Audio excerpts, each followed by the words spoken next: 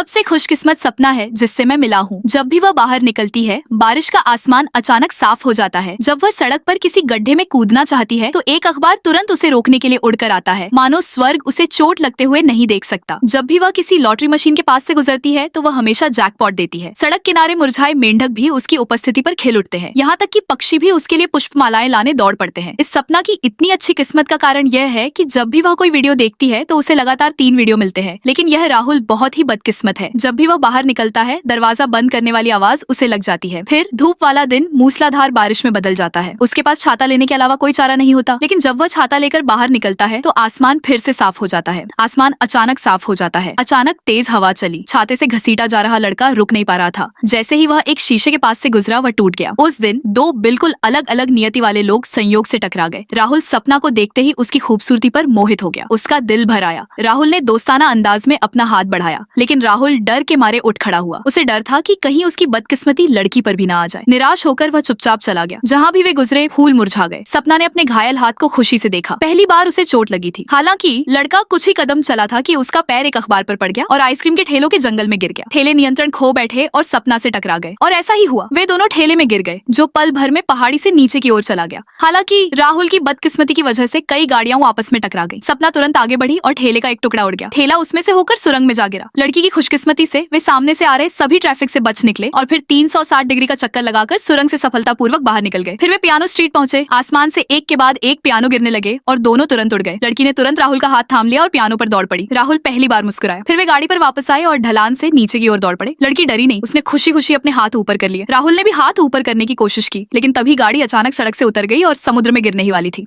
राहुल ने सपना की ओर सिर हिलाकर अपना भरोसा जताया, लेकिन सपना डर गई। तभी उसने अपना छाता देखा और तुरंत उसे निकालकर खोला, लेकिन वह तुरंत विकृत हो गया। उसने सपना की ओर हाथ बढ़ाया, उम्मीद करते हुए कि वह उसके लिए सौभाग्य लेकर आएगी। जैसे ही उनके हाथ एक दूसरे से मिले, विकृत छाता तुरंत अपने मूल आकार में आ गया। उन्हें बहाकर पुल पर सफलतापूर्वक उतर गया। खतरे से बच निकले दोनों एक दूसरे को देखकर मुस्कुराए। तभी एक आइसक्रीम स्टिक राहुल की टोपी में गिर गई। राहुल ने उसे सपना को दे दिया।